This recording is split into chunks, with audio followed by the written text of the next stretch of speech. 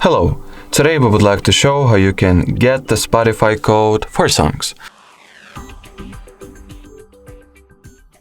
So first of all, open up the playback page of the track that you would like to get the code for. In here at the top right corner, tap on these three dots, opt for the share option, and copy the link of this particular song.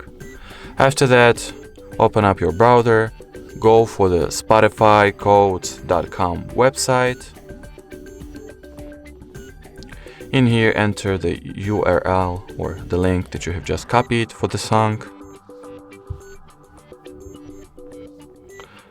Tap on the Get Spotify option, and as you can see, it will generate the respective Spotify code for this particular track. You can download the image. Let's go ahead and open the picture and see how it looks, just like so. Alrighty, so that would be it for this video. Thank you so much for watching, and bye bye.